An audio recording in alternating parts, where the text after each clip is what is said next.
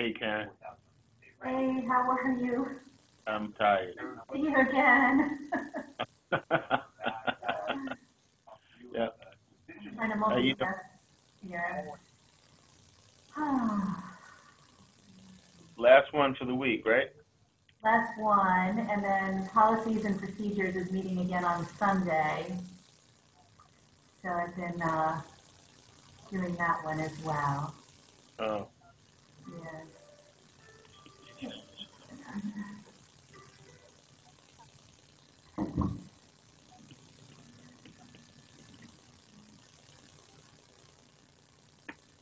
how do you think everything's going? I think it's going okay. I think I would like to see the committee have a pretty good draft of its recommendations by early to mid-December. So Yeah. I know that I'm just fearful that, the holidays will get in the way and it'll just, Yeah. we'll lose some momentum, but I think it's doable. Here comes Reverend Trollinger.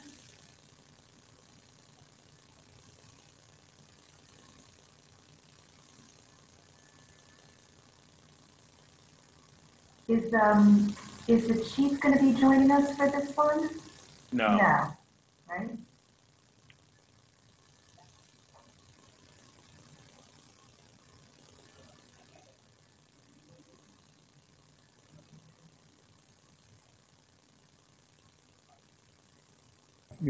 Okay, give me 1 second. I'm still peeing the pasta. Okay, thank you. No problem.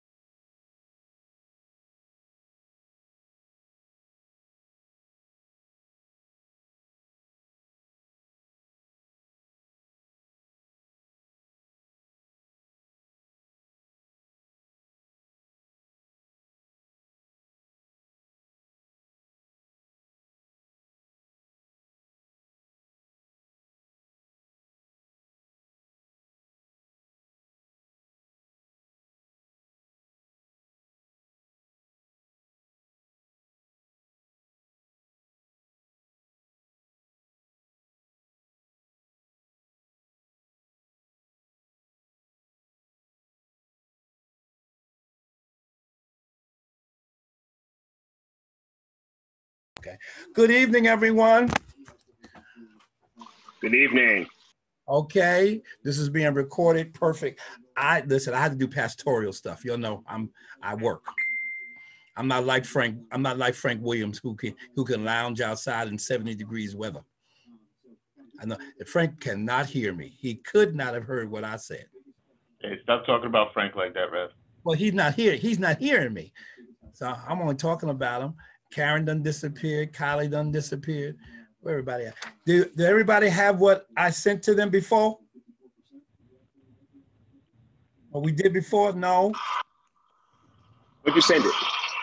Okay. So Belinda, Brother Wade, Captain Spencer. Okay. Wade, Captain Spencer don't have this. Wade and Captain Spencer? Okay. Okay. And Karen. All right. Okay. It was basically the notes that I took from the last time. And so because we didn't record our proceedings before, so we're doing this now, so we'll be up and above. Brother Frank, are you with us? Looks like he's still connecting. Okay. So what is your plan, Rev? Are you gonna read off each item and have a short discussion about what we previously discussed? What we previously said so that we can get it on record. Okay. And if anything's brand new, we'll do that as well.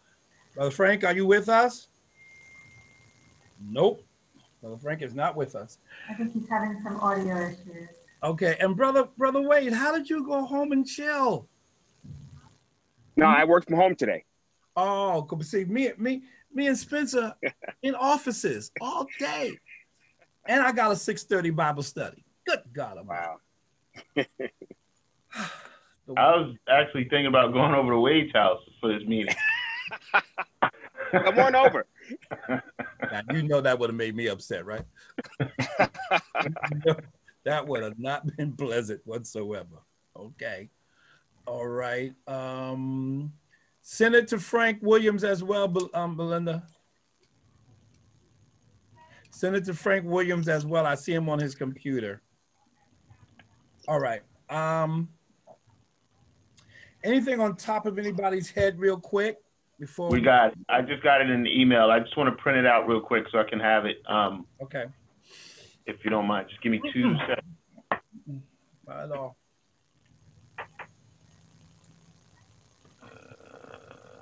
Print.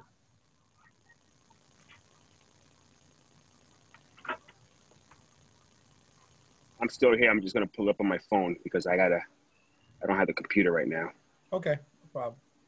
Reverend Trollinger, is Yes, it ma'am. for me to share my screen and we can put the document up on the screen? Okay. Did you get it? That works. Yes, I did. I Okay, did cool. buy it from Belinda. Okay, cool. Let me do that. Okay.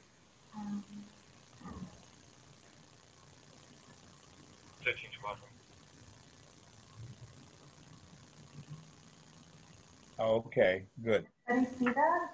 I can see it.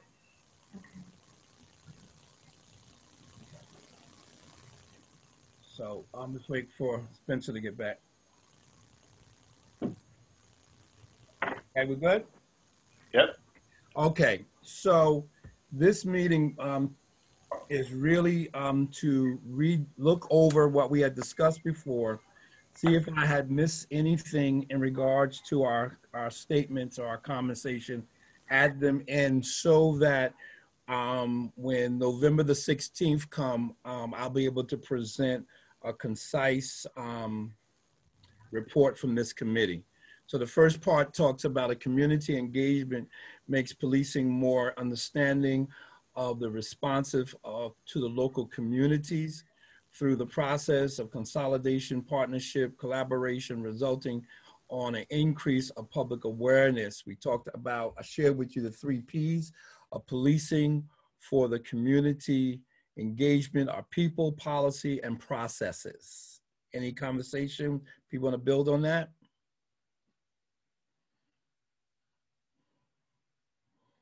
Especially my 2 police officers. Nah, so far so good. All right, these meaningful ways to ensure transparency, accountability, hopefully a track to develop a guide to create community-based policing. What was the word that y'all were using today in regards to Chief's idea of calling the unit? Strategic community empowering unit. Okay. Okay. Okay. That was my. I think the name they have. I think the chief landed. I think the chief landed on community initiatives, but again, I'm gonna get in trouble because I was supposed to remember the name and I forgot it. So, and I didn't have the sense of mind to call downstairs before this meeting and ask somebody. So there it is. That's my week. But it's something These around appeals? that. It's community initiatives, something to that effect. Okay, all right. So I just want to be able to incorporate that somehow within this document so that when we present it, there will be language that Chief will hear, but it'll be language that we also be able to define what it means as well, okay? Community engagement includes events around the city, but also the manner and conduct that police take when engaged with the different segments of the community of White Plains. And what that became true to me was we had a conversation, the clergy had a conversation one time, Spencer, and we were talking to one of the pastors in a different area of White Plains. And he shared, his respect and care for the police and stuff like that. But then one of the pastors said, that's cool and great, but simultaneously that same officer may come to our community and not have that same attitude.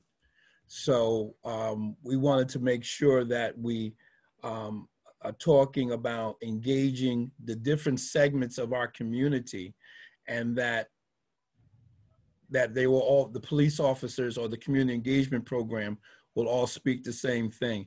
Now let me backtrack just for a second. Can I just ask if that was a hypothetical or was it his experience? Because no, it was Pastor Williamson, and was an experience. It was an experience, and he was very emphatic about it. I never forget that, because pastors normally talk nice to each other. That wasn't too cool. Now, I grew up. Y'all remember Satch? Yep, I was just thinking about him the other day. Greenberg detective. Right. So Satch gave us a good model of policing in Greenberg.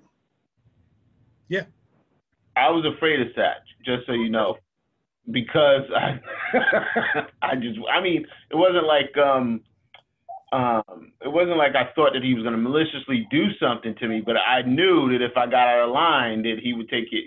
He would take care of it. Well, Frank Bradham was the one who I was afraid of. I was afraid of Frank too, and I was friends with his sons. Okay, so what's crazy is me too. So what's crazy is Frank's wife is one of my faithful members here, right? So his wife had heart surgery, and as pastor, I had to go over to the house. And I never forget when I walked through the door and saw Satch, I went, I saw Frank, I went, and I said, looked at him, I said, I ain't scared of you now, but it was the respect level, and it was crazy is he's the only adult that I call by his first name, Frank, still to this day, but those police officers represented to me a reminder of keeping myself together. Brother Frank, you back? Brother Frank Williams? Yeah, I'm having some problems with the Can you hear me? A little bit. I'm having problems with the internet over this one. Okay. Yeah, I'm not sure what's going on. Okay. Don't worry about it. We'll continue. I can hear. You can hear me? Can you hear me? Barely, breaking up a lot. Okay. Yeah, I can hear you. Okay. All right. So the other part was the purpose of community engagement is to ensure that the police and the community have a shared value of interaction, either through activities or community dialogue. That sounds about right? Yeah. Okay. Community engagement should also look at the strategies, commitment and empowering the community, decreasing of fear and intimidation by the presence of police, being a part of proven activities and long-term problem solving. That sounds like what the chief was talking about. Yep, it's the strategic empowerment. Good. Right. And it's funny because during one of the public sessions, they spoke about the Youth Police Initiative that we did back in, you know, the, I don't know, 2007, 2006, 2008, which was powerful. Right, right. So things like that, I mean, you know, they cost money. And right now, nobody wants to spend any extra money, but that was very beneficial to, you know, to the police department and to the community. Just to have the police meet with the young men of color, or they're just, you know, at-risk young men, and to do team building exercises, to have to meet their families, both, you know, the police officers meet the young men's families and the young men meet the police officers' families. That was all positive. And then when they see each other in the streets, they are very familiar with each other. And, right. And it goes a long way, you know, and it spreads. Right. And it definitely spread. And I'm here to tell you that I would love for us to do a Walmart model of that if we ain't got no money. All right. And we can definitely use my building to make that happen, because that just works. I know I get in trouble, but Spencer loves it. So from the Golden Saints Thanksgiving, when we invite the police to come and sit with the seniors, to them, the fire department came last year. The police didn't come this time, but the fire department came and they sung Christmas carols, you know, to the apparatuses they had outside of the church and stuff like that. I mean, to the Sundays that we honor the police officers and stuff like that. All of that is a part of community engagement and a part of, you know, making, it empowers. It empowers. It empowers. The other thing is community engagement should investigate resolving conflicts, help victims. I got to talk to you, Brother Spencer, about something. Come think about it. Fight fear and reduce criminal activities through stakeholders buying into the concept of community engagement. Okay. And one thing I wanted to ask, I don't know if Captain Spencer, the new community policing officers, I remember years ago, they used to attend the meetings at the Housing Authority. And I don't know if the police still do that, but before I retired, I was going to those meetings. So a couple of things. I had asked about that a couple of weeks ago, and I don't know if they're doing the tenants meetings in the housing like that anymore. I don't know if that's still going on, because I had asked the chief. I said, you know, that's one of the things that they definitely should be doing. And, you know, we got to get with Bernie, but I don't think they're having the meetings the same way. I don't know. They're not having, I think that the tenants council is has died out, but it certainly should be resurrected. Yeah. But maybe the police can take the initiative. I will say that, and you know, for the time being, Lieutenant Vinny Battaglia has been tapped with leading the unit, and he's made he's definitely done outreach to try to, you know, speak to key stakeholders in the community. But you're right, they should be going there. If there's a community meeting, they should be attending. Yeah, I like Vinny. Captain Spencer, also, I know that we here at the Youth Bureau, we were looking. So because you've had a turnover, you got a lot of young police officers. Is there a way that we could have some kind of introduction of the young police officers into the community? Because many are so young, and many don't even live in White Plains. It would just great to have kind of a welcoming to the new police officers, so that we put a name on the police officers as well. In what capacity? Like I know that we've in the past made assignments for the new folks to go down to the Youth Bureau and introduce themselves, and we've done that with several different spots around the city. But trying to gather them all in one spot at one time to do like a welcome is kind of. Yeah, I think the issue is, you know, we do the basketball thing between kids and cops and all of that. That's great, but but the Youth Bureau we're just one segment. So I'm just thinking about some kind of community welcoming and opportunity to come and meet the new police officers and greet them and celebrate their new positions, their journey, and something that brings people from various sectors together to welcome maybe these new officers. maybe we could do that. So yeah, that's a good idea. Maybe we can kind of forge that into their in-house training time when they first get here, before they get, because once they get on the street and they get into different squads, it's hard to get them all back together again. But when we first get them out of the academy and back here to learn the White Plains way of doing things, that's probably the appropriate time if we were going to do something like that. I will say that's the time where we send them to go have lunch at Grace Church at the soup kitchen with the folks over there, and do different things out in the community to kind of acclimate them to the different segments of the community. But you're right, if that's something that we just, a recommendation, that's when we could do it when they came back from the academy. That wouldn't be. And I think it's great we do it before they actually, get started with their various job assignments. Yep. Now that model, Captain Spencer, is what happens in one of the precincts in New York City.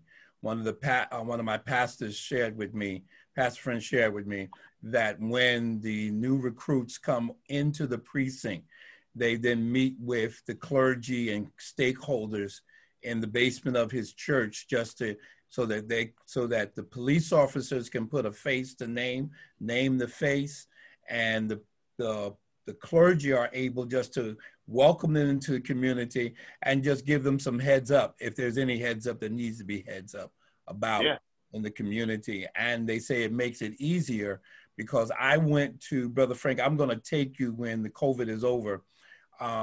There is the African American Clergy Elected Officials Organization that Pastor Walmark, I can't remember his name. He used to be at Union Baptist as associate minister.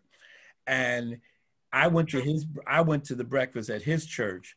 And I mean, there was enough brass in there from the police departments that were crazy. I never seen so many gold stars in my life. And community police officers there. And they were just talking about community stuff, and the community police were around listening to what was genre was happening. And they had a political official. They had the whatever is second to the governor. She was there as well. Lieutenant governor was there. But the community feel of having approximately, I know we can't do this on this scale, Spencer, but they had at least 15 officers plus those brass with all those stars on their sleeves that were there. And it was powerful. That's NYPD. There's 34,000 of them. Right? Yeah, I know. That's why I said it's a smaller bent. But when we honored the police officers, I think either the first year or the second year at Calvary, next year we're having, that same year, I'm at Juneteenth, and this time it's on Court Street. So I get one of the fish sandwiches. I'm sitting down where Macy's is, on one of those little cement blocks and just chilling. And two Caucasian officers walk up to me and says, excuse me, sir. I said, yes. I said, we want to say thank you. Thank you for what? For honoring us and honoring police officers on that Sunday in your church. We really got a lot out of it. I said, now, see, this is the reason why I do this. So people can recognize that, we care about the police of our community. So that community engagement is important. Frank, you want to say something? No, I agree with you. I think the efforts in terms of recognizing, celebrating the work of police officers, engaging police at the various earliest stages of their journey into police work, I think it's important. And then following that is to encourage the policemen to be visible in festivals and celebrations and recognitions, where there's a community activity happening, to have police presence. And what it shows is that police are being engaged and active in all of the opportunities to promote goodwill and to have positive, you were talking about positive outcomes in one of our meetings, and to have these positive outcomes so that police are engaged in the healthy things that we do, whatever they may be. So if a community center or a house of worship or a youth group or school program is having any kind of celebration recognition, we want police to be there, not just to be spectators, but to be engaged in helping to celebrate whatever's going on. Right, right. You know, the converse could be beneficial as well if we could get stakeholders from the community to come to some of the recognition events that we have here for our police officers when they do good work and get awards or get promoted or things like that. You know. Yep. And I'm going to tell the chief and I'm going to tell the commissioner I'm willing to host one of those bad boys. I just got an update, so I fell on the sword and texted my boss to see what the name of the new unit was. So now he knows that I didn't know for this meeting. And he said Neighborhood Initiatives Unit. Neighborhood Initiatives Unit. So thanks a lot, Rev. You got me in trouble yet again. Hey, I got to be consistent. I'm a Gemini.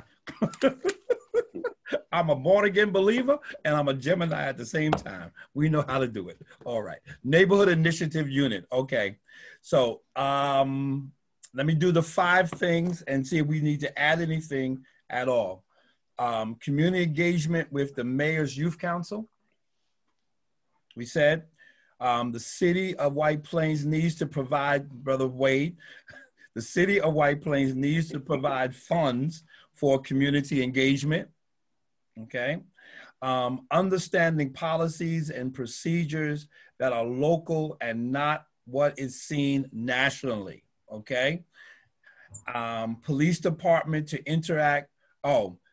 police department to enact positive community reports. That was your idea. That what brother Wade talked about. Because we talked about positive outcomes and different measures. Yeah, that's going to be key. Yeah.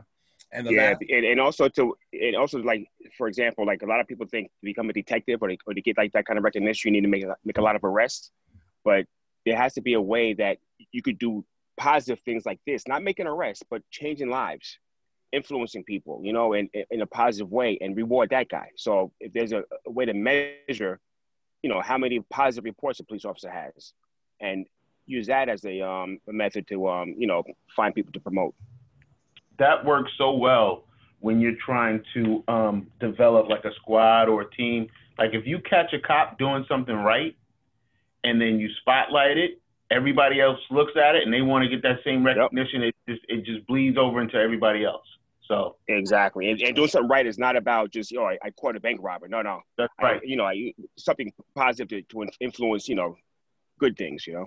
And one of the things, Spencer, I wanted to say to you, and when I meet with Lieutenant Vinny, I'll say to him as well that if they come in contact with youth, parents, grandmother, somebody that's in distress situation, they can always come to me.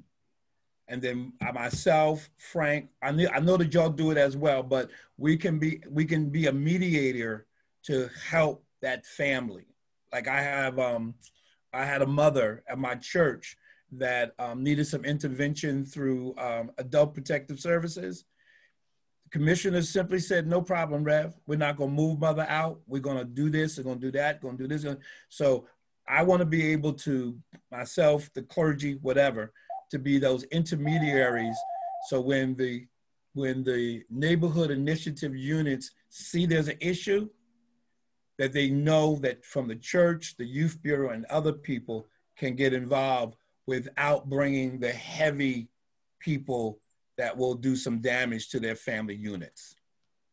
You know what? Speaking of that, it's funny because years ago when I was in community policing, Pastor Williamson and I used to do ride-alongs regularly, and we would go up to like 81 North Kensico and get out the car and walk around together, and just talk to young brothers out there and, you know, see what the issues are and try to load, because they were like, a lot of them were involved in like the Bloods back then.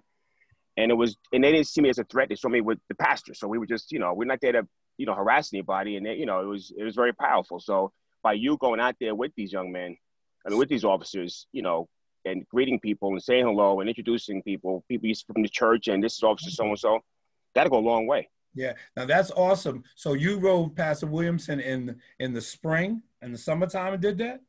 It was in the summer, yeah. Okay, it was warm. I know it was nice outside. Would you like to know when I rode? He knows I'm gonna get it. Would you like to know when I rode? Like History Month in February? Let's try December and January in the freezing cold. But everybody outside. I took Pastor Williamson with us too. You still, I never got a spring or summer experience. That's what I'm talking about. But we used to do that. I think we used to do that with the YPI program. We had some of the kids involved with the police officers, and they did the ride along program as well. Yep. So I want to drill down, if I can. Okay. Drill back down to the YPI program, because I think it's so important for young people who are at risk and young people who may have had negative contacts with police, that we build that trust, that we strengthen the relationships. And I think that's why the YPI program, it started here in White Plains and it's spread throughout the country, that we need to make sure that we maintain the relationship with that kind of program and our police, because one is that so many young people, especially young people who have these particular hardcore issues, they don't have a trusting relationship with police. And we know that the YPI, and also, I don't know whether you all know, Commissioner Frank Straub presented the program to a subcommittee of Congress when he was here. Wow.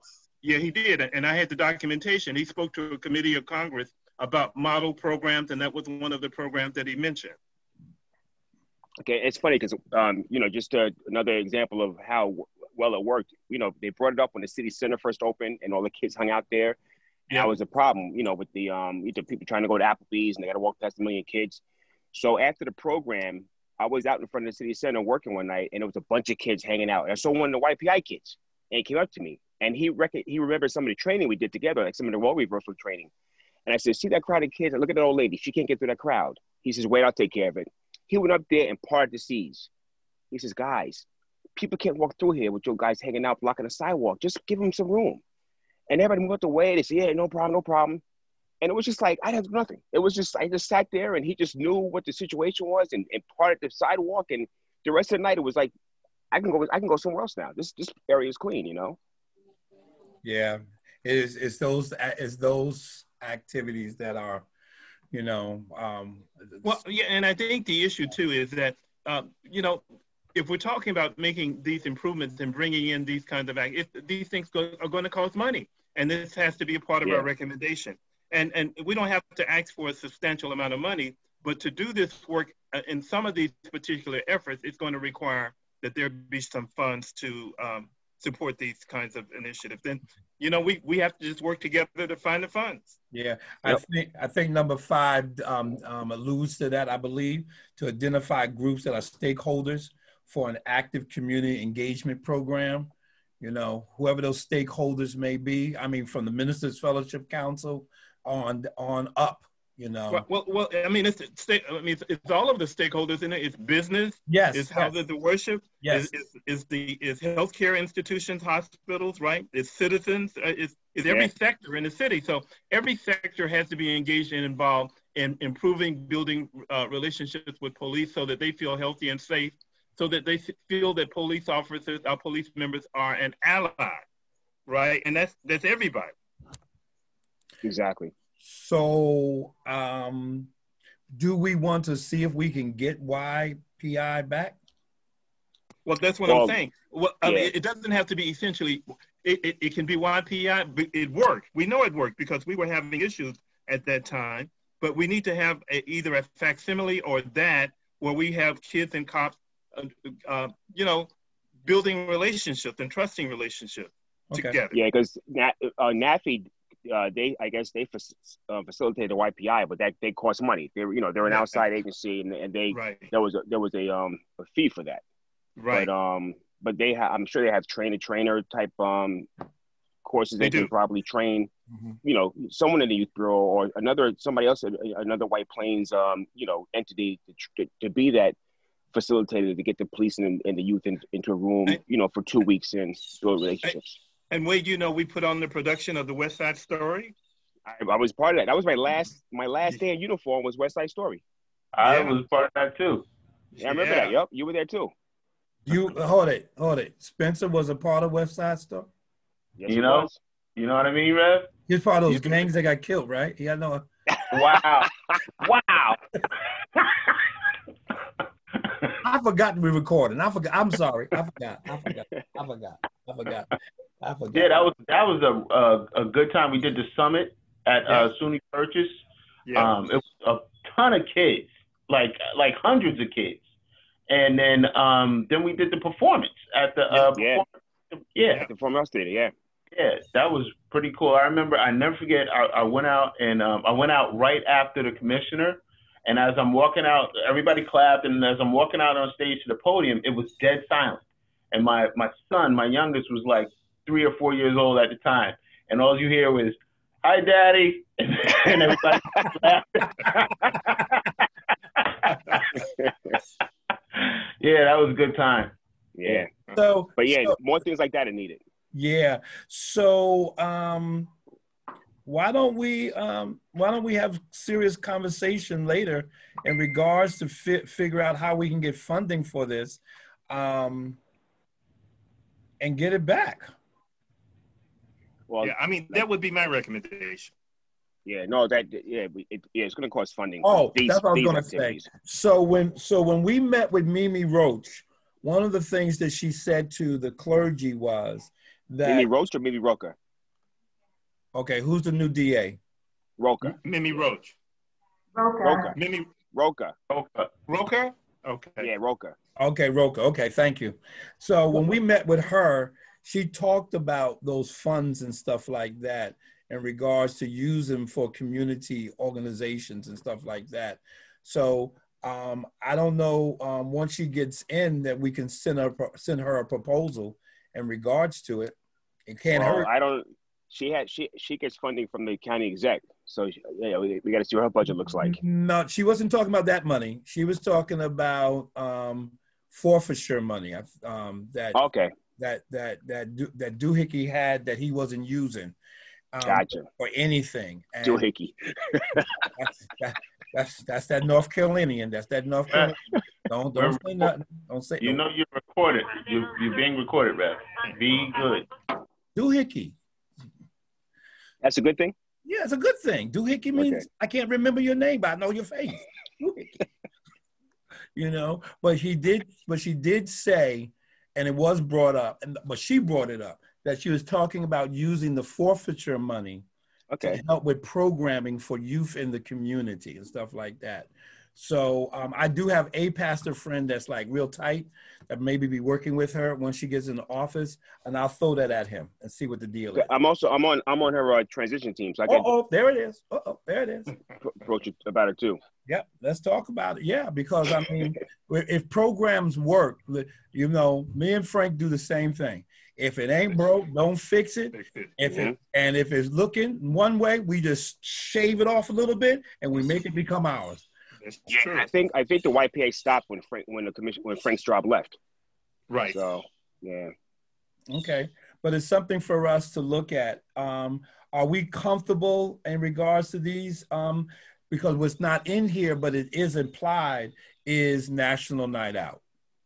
Right, and I think the issue too, I think all of those are good, and I think the issue for us, and I want to celebrate the police department in terms of the Explorers program. I just like the career piece because, one, I want to make sure that as we talk about boys, we want to talk about young women too, because we want young women to become police officers as well, police women. So we want to make sure that we just don't focus on the boys, that we also have something that also engages young women in terms of their relationships with police women and in law and all of that as well. Okay. Yes, and we did YPI with young ladies as well. We had a separate one for ladies. So okay, Spencer, if you could, so when I present this, could you just give me a listing, and Frank with you too as well, of community engagement programs that the police are doing? Yes. So that'd be a long list. Well, you know, listen, I pick out the best, whatever. But the thing about it is, some people are so anti a whole lot, don't know what the good things are happening. Yeah. So my thing about it is to share what's already in place, you know, and build on it. So I can talk forever on the third Sunday in May. I can talk forever about the parking lot and Theodore D. Young. Okay. I can talk about Paul. I can talk about Wade. I can talk about Spencer. I can talk about Tribble. I can do that forever. Okay. But that's my own personal thing. So publicly, like I said to Captain Spencer, I said it to Chief Costelli, and I said it to the mayor as well. I sit in the public safeties building and hear stories about police officers that saved somebody from jumping off of that bridge near the train station. Nobody know that. You know, how they brought a baby back to life. Nobody know that personally. With Paul, when my cousin and Paul's cousin got killed here in White Plains on Main Street about 9 years ago, and how they grabbed the baby and they were able to get the baby to the hospital, and now she's, you know, 4th or 5th grade year. You know, nobody knows that stuff. Publicly, we need to talk about that stuff. Mm-hmm. You know, we do, yeah. And that's what I was talking about.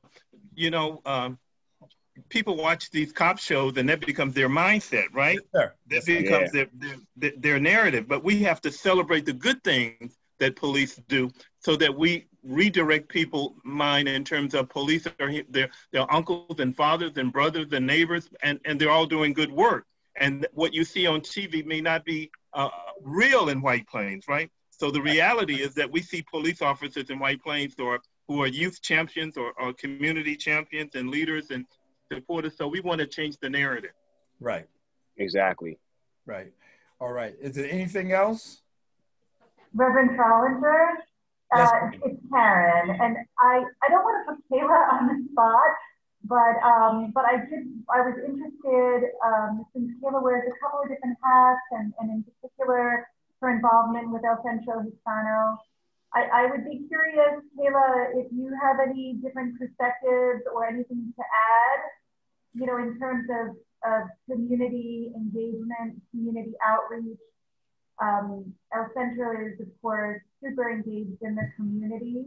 So I wanted to make sure we heard that your voice as well.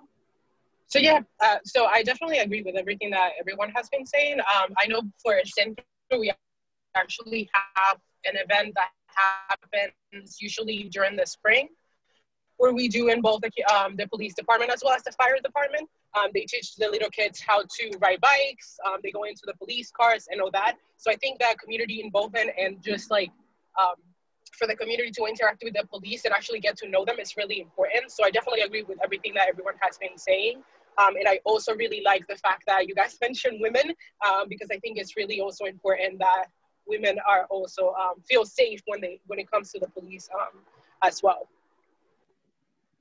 Great. I know one of the things is, I think Cynthia, back in her days in regards to the domestic violence situation and how they handled it with women that were abused and was able to find shelter for them. Once again, that's community engagement. Call it policing, but it's community engagement that really saved a lot of women and saved a lot of children at the same time. And once again, that's not talked about, you know? And Jimmy, they still have that? Oh, yeah. They still have Cassie. They still do. Okay. I supervise the victim services unit. There's at least 6 detectives that are assigned only to follow up for victims of domestic violence. And we follow up on every domestic incident that happens in White Plains. And that could be in a phone call, office visit, or, you know, a home visit, depending on the safety of the victim. But yeah, and that's something that we're doing here in White Plains that only a few other jobs are doing it in Westchester County, and they are modeling it after what we do.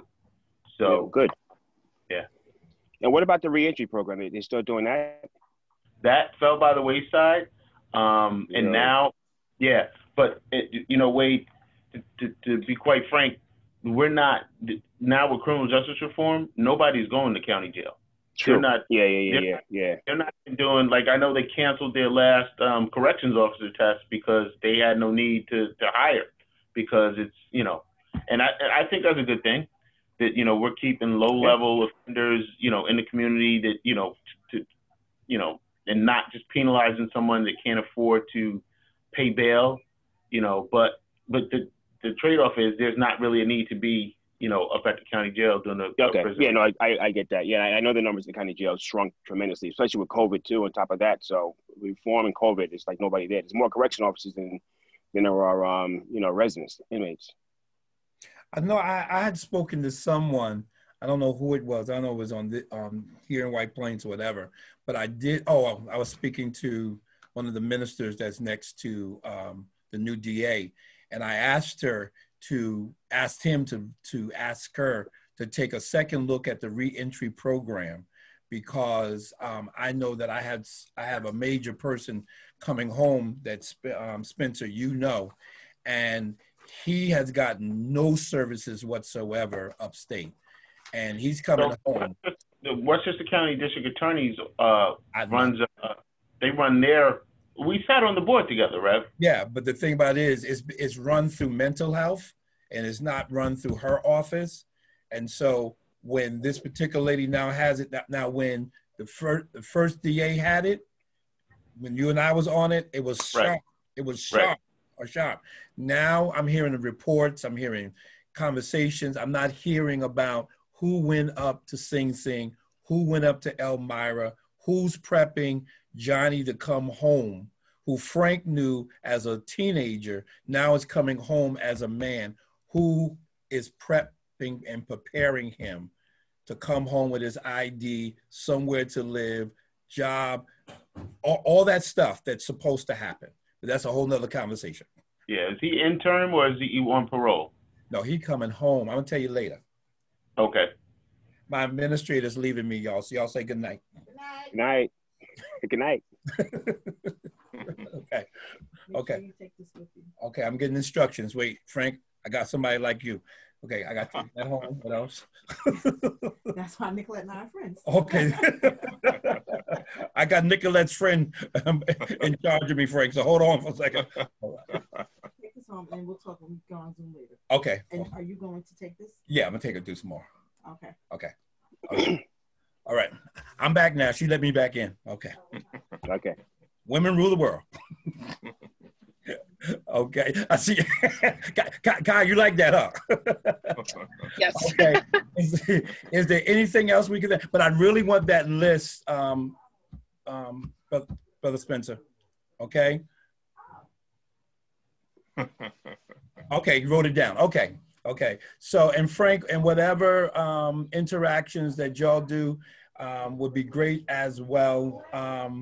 And I'm going to encourage my clergy, when everything is over, to do some of this, to model some of the things that we do here in regards to policing programs and stuff like that, because it is so magnificent for police and kids to come together, and firemen come together, and the interaction is good. And Frank, not Frank, Spencer, I don't remember. Remember when they had their first Black Lives Matter protests, and we met at Walmart, and we marched down to Broadway and then up? Oh, yeah, no, that was the lay-in, right? Didn't you lay in the street? Yeah, we laid in the street too. Yeah, I laid in the street. Yeah, I laid down. I laid down on Murnick Avenue. I can show you where I laid down at. And Frank, get this. I wanted to lay down so bad. I was so tired. Me and your pastors were near each other. And when they said, lay out, did it, dying, I said, thank you. You know, we could also list that as community engagement, because we are the demonstration / rally / protest capital of Westchester County. I think we've had like 30 protests this year. And our posture has been to facilitate a peaceful, safe place for folks to express their voice. So, yeah.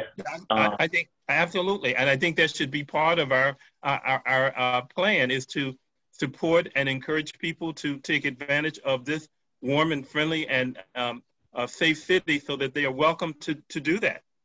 Right. Yep. Right. My very first protest or rally or march, I have Spencer right there, Spencer and Louie marching with us, you know, marching with us up front and center, you know, and it was wonderful. It was wonderful. I was tired too, Rev. We should have probably just lay down on that one. And I also give White Plains credit for the rally we had with the law enforcement on the right side of justice. That was huge. We had every police chief there, you know, community leaders. It was a good rally, and you know, that was back in June when things were really hot. So right, very positive. Right. I think the tenor and stuff like that. I always tell people White Plains is unique and special unto itself, and you're not going to find this model, you know, everywhere. And whatever creaks and cracks that we got, we'll come together and we'll make it happen as best as we can. But simultaneously, anything that we, like I said this morning, anything that we can reimagine, let's reimagine it and move forward and what we're doing. So I'm going to be meeting with Lieutenant Vinny soon. And that's about it for me. And just about Vinny Battaglia. I met Vinny when he was working in Bed Bath Beyond. He was like one of the store managers, and I was doing security there. And he wanted to be a police officer in the worst way. Wait, I want to be a cop. I want to be a cop so bad. I'll be the best cop. So at the time, I don't think he didn't live in White Plains. He said, Vinny, there's a dispatcher's job available right now. If you become a dispatcher, do that for a couple of years, and a police test comes up, they'll know you. And he took my advice. He became a dispatcher.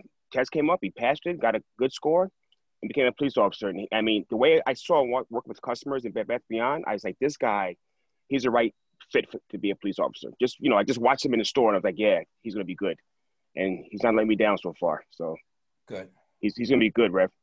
Okay, well, I'm happy to work with him. I'm happy to work with, what's my fella's name again, Spencer? God knows. Rev, don't play favorites. There's 6 officers assigned to the neighborhood initiative. Did my face speak volumes? Don't play favorites. What's my fella's name? Okay, no problem. I'll see him. I'll have a surprise event and he'll show up.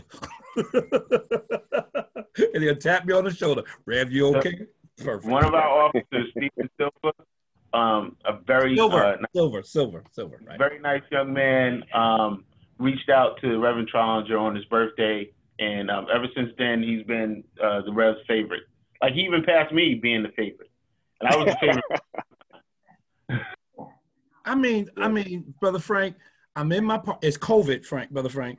The church couldn't have an anniversary celebration for me. And so my birthday was the next month.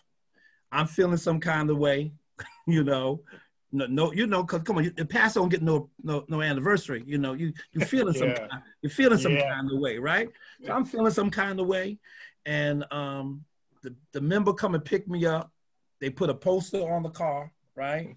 And I'm riding around White Plains like I'm king somebody waving, you know, with this poster waving. They go down White Plains Hospital. I'm saying, well, do they got people lined up at White Plains Hospitals to wave at me or something like that, you know? And so no, and then all of a sudden she makes the turn. She says, oh, Senator Cousins is at the church. She's waiting to see you. I said, okay, no problem. Brother Frank, I go into the parking lot. All of my members are in the parking lot. They got balloons, they got posters, they got happy birthday, and I cried like a baby. I just started crying a little bit. And so in the midst of me crying, Silver comes along and taps me on my shoulder and says, happy birthday, Rev. What in the world? Wow. Where you come from? Who you? You knew. And it was such a touching thing, okay? I mean, he wasn't invited. He just drove the car in, you know? That was powerful. And that's what policing to me is always about and stuff like that. Engagement. Yeah, and engaging, definitely engaging. All right. Sister Garcia, is there anything that you think that we may need to add?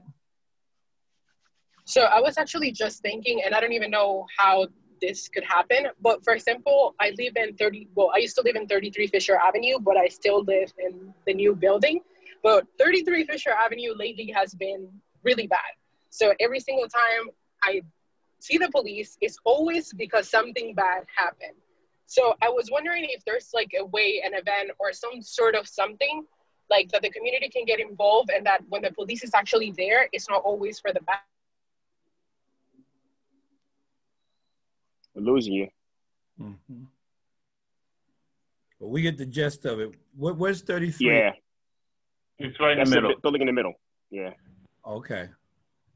All right. Is that where a community action program is? No. No. Okay. It's a building behind Bethel. Oh, there. Okay.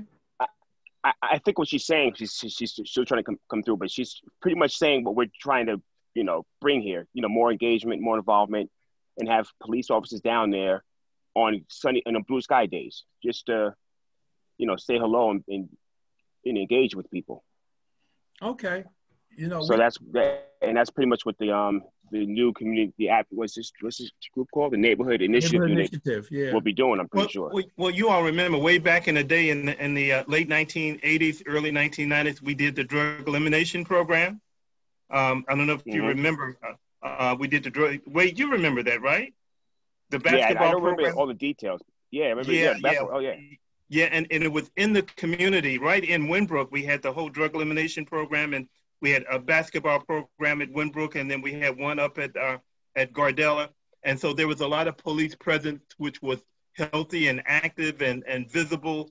It embraced the community, and the community embraced the police. So that we got funding for the drug elimination program, although those funds ended some years and years ago. But it was one of the healthy community-based things that we did, because the police was active, engaged with these young people, and it was positive, and that was just really helpful. Okay. And that's part of what we, I guess what we're seeking, funds or resources to have programs like that, to bring the good stuff back and to bring new stuff, that we haven't even thought of yet down there, Right. But one of the things is, Sister Garcia, if you can hear me, between myself and Pastor Williamson, we can walk with the officers in that particular area and start engaging the young people and the people that are on the outside simultaneously, for that to create another environment, a second environment that can happen until we get a program happening there. Yeah. And Frank, I just want to say thank you for showing us your front and back side. I appreciate that. and all right. I hope you like both sides. I want to be just like Reverend Trollinger. I want to feel good about myself, Wade. You know how I feel. I left here last night, Brother Frank. I was supposed to be in school. I did our church budget. I was so overwhelmed. I said, I ain't going to school nowhere. I'm tired. Wow. When the pastor got to do the budget in order to present it to the people. I'm done. I'm going home. I'm tired. So, Karen, thank you so very much for facilitating this meeting. I hope ours was the most fun one. It was the best meeting I've listened to. I've listened to quite a few of them, but this was by far and away the best one. So invite me anytime, please. No problem. Sister Garcia, thank you so very much. We talked about.